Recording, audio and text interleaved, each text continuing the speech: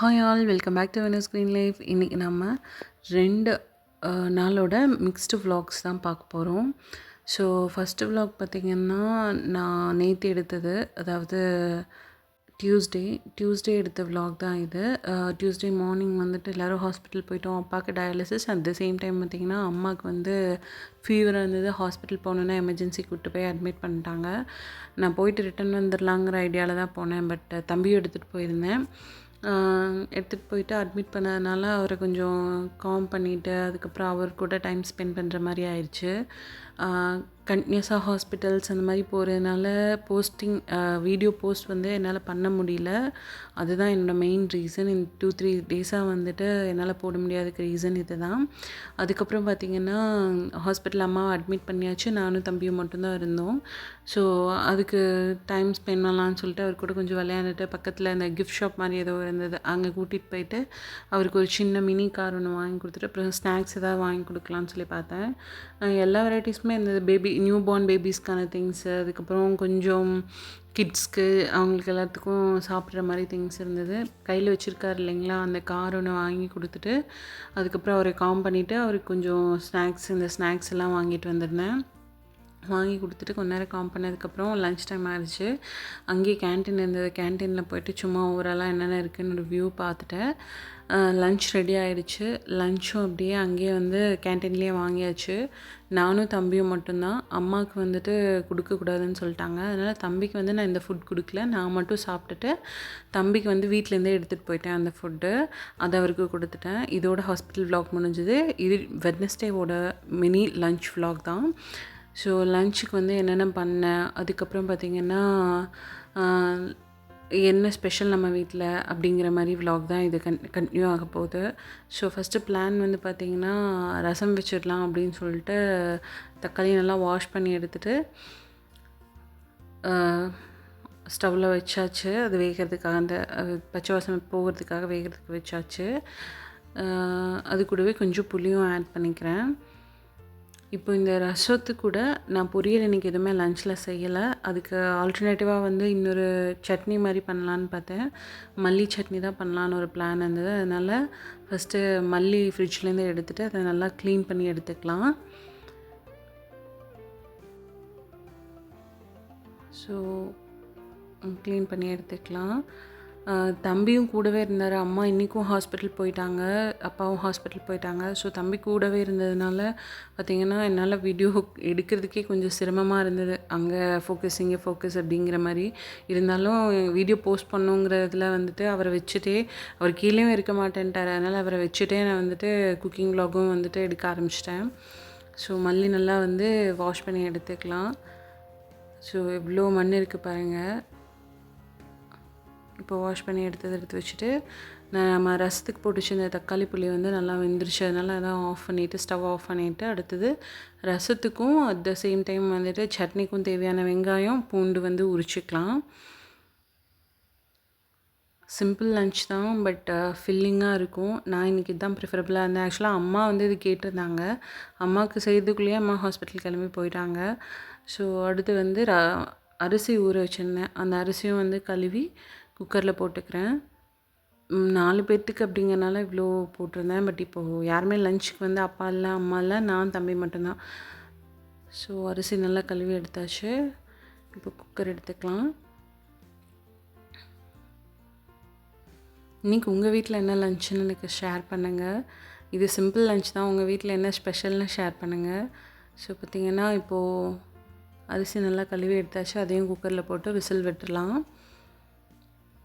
Video எடுக்கிறது மட்டும் இல்லை, வாய்ஸ் ஓவர் கொடுக்கணும், அதுக்கப்புறம் எடிட்டிங் பண்ணணும். அதனால தான் இந்த டிலே ஆகுது வீடியோ போஸ்ட் பண்ணுறதுக்கு. I'm sorry. பட் இனிமேல் வந்து கண்டினியூஸாக வரதை போடுறதுக்கு ட்ரை பண்ணுறேன். க்ளோஸ் பண்ணி வச்சிடலாம். இப்போ சட்னி தாளிக்க ஆரம்பிச்சிடலாம். சிம்பிள் சட்னி தான். எல்லாருக்கும் ஆல்ரெடி இந்த டிஷ் தெரிஞ்சிருக்கும். அதனால் நான் பெருசாக அந்த இன்க்ரீடியன்ஸோ எதுவும் ஷேர் பண்ணல.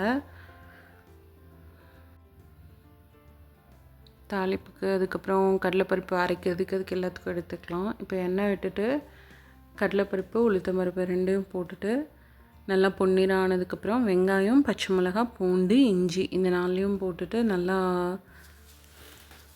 ரோஸ்ட் பண்ணி எடுத்துடலாம் எண்ணெயிலேயே. பருப்பு கருகிடக்கூடாது. அதே மாதிரி காரம் வந்து நான் கம்மியாக தான் போட்டிருக்கேன். ஏன்னா தம்பியும் சாப்பிடணும், அட் த சேம் டைம் அம்மா அப்பாவுக்கு எல்லாருக்கும் உடம்பு சரியில்லைங்கிறனால காரம் ரொம்ப கம்மியாக தான் போட்டிருக்கேன்.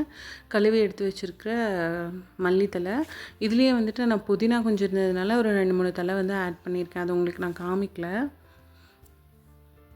பார்த்தீங்கன்னா தெரியும், வீடியோ அப்படியே கேமரா ஷேக் ஆகும். எல்லாம் தம்பினால தான். தம்பி எடுக்க சொல்லிட்டாரு, அதனால் என்னால் அப்படியே வச்சுட்டு வீடியோவும் எடுத்துகிட்டு அவரையும் வச்சுட்டு பண்ணிகிட்ருந்தேன். அது அந்த அந்த இது டைம்லேயே வந்துட்டு அந்த பாத்திரமும் ஷேக் ஆக ஆரம்பிச்சிருச்சு. துருவின தேங்காயும் ஆட் பண்ணிக்கலாம்.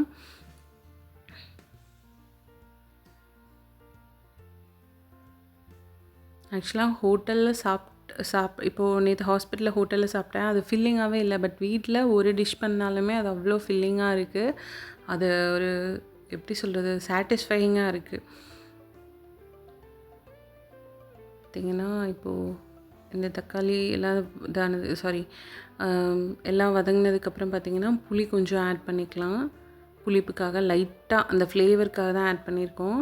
அதையும் ஆட் பண்ணிவிட்டு நல்லா மிக்ஸ் பண்ணி விட்டுடலாம்.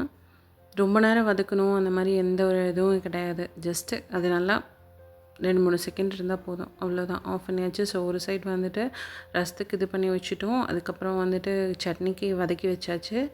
அதுக்கப்புறம் பார்த்திங்கன்னா அரிசியும் வச்சாச்சு. இப்போது ரசம் தாளிக்கிறதுக்காக பூண்டு, சீரகம், மிளகு வந்து இடித்து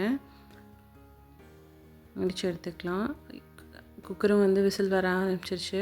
ஸோ சாப்பாடு ரெடி. சட்னிக்கும் அரைச்சா நம்ம சட்னி ஒர்க்கும் முடிஞ்சது. இப்போது ரசம் தாளிக்க ஆரம்பிச்சிடலாம். சிம்பிள் தக்காளி ரசம் தான். ஸோ புளி மட்டும் கொஞ்சம் அடிஷ்னலாக ஆட் பண்ணியிருக்கோம், கொஞ்சமாக அந்த ஃப்ளேவருக்காக. ஆஸ் யூஷுவல் தாளிப்பு கொடுத்துட்டு அதுக்கப்புறம் வந்துட்டு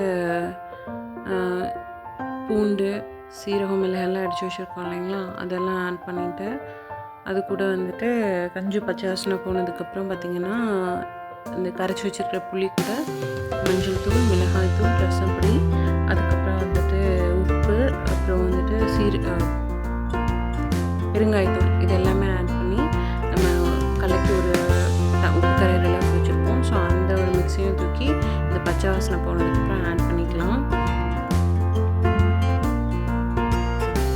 சூப்பராக இருந்தது ரசம். நீங்களே பாருங்கள், எண்ட் ஆஃப் த வீடியோவில் ரசம் எந்தளவுக்கு வந்திருக்குன்னு அந்த கன்சிஸ்டன்சி, அந்த நுரக்கட்டி வரதை பார்த்தாவே உங்களுக்கு தெரிஞ்சிருக்கும் ரசம் எப்படி இருக்குங்கிறது. மல்லி இலையும் போட்டாச்சு, ரசம் கொதிச்சிருச்சு.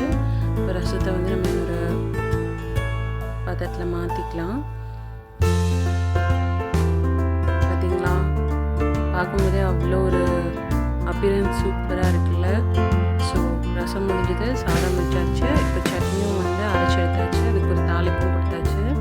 இன்றைக்கி நம்ம வீட்டில் ஸ்பெஷல் பார்த்திங்கன்னா ரசம், சுட சுட சாதம், அதுக்கப்புறம் வந்து மல்லி chutney. At the same time வந்துட்டு அந்த ஒர்க்லாம் முடிக்கிறதுக்குள்ளே சைட் பை சைட் நான் பாத்திரம் கொஞ்சம் இருந்தது, அதையும் வாஷ் பண்ணி கிச்சன் டேப்பை வந்து க்ளீன் பண்ணியாச்சு. ஸோ இவ்வளோ தான் இன்றைக்கி ஆஃப்டர்நூன் லன்ச் மினி வ்ளாகு. ஸோ நம்ம வீட்டில் என்ன லன்ச்சுன்னு பார்த்துடலாமா? சுட சுட சாதம் வந்து நல்லா உதிரியாக இருந்தது.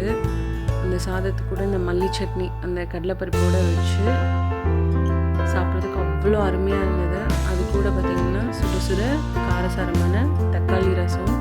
இதுதான் ஸ்பெஷல். வாங்க நீங்களும் சாப்பிட்லாம். இந்த வீடியோ உங்களுக்கு பிடிச்சிருக்கும்னு நினைக்கிறேன். பிடிச்சிருந்ததுன்னா நீங்கள் உங்கள் ஃப்ரெண்ட்ஸ் அண்ட் ஃபேமிலிஸ்க்கு ஷேர் பண்ணுங்கள். மறக்காமல் நம்ம சேனலை சப்ஸ்கிரைப் பண்ணிக்கோங்க.